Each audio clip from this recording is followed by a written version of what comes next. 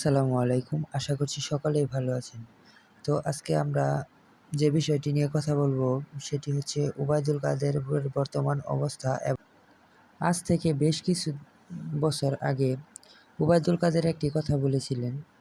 তিনি বলেছিলেন, "দরকার পড়ে ফখরুলের বাসায় গিয়ে উঠব, কিন্তু দেশ থেকে পালাব না।"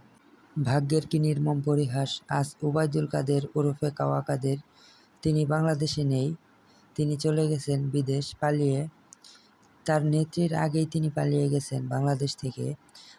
অর্থ সম্পদ সবকিছু লুটপাট করে নিয়ে চলে গেছেন। সাধারণ মানুষের টাকা সব লুটপাট করে নিয়ে চলে গেছেন তিনি।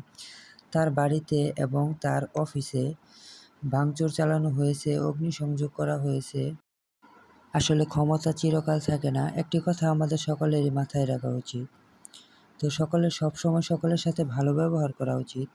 আসলে ওবায়দুল কাদের বাংলাদেশের মানুষের সাথে এবং বিএনপির নেতাকর্মীদের সাথে অত্যন্ত খারাপ আচরণ করেছে, যার কারণে আজকে তাকে দেশ ছেড়ে, তার নেত্রীর আগে তাকে দেশ ছেড়ে চলে যেতে হয়েছে। তিনি দেশে থাকলে হয়তোবা খুব খারাপ কিছু হইতে পারত তার সাথে। আপনারা যদি আমার সাথে একমত হয়ে থাকেন তাহলে চ্যানেলটি সাবস্ক্রাইব করে পাশে থাকবেন। ধন্যবাদ।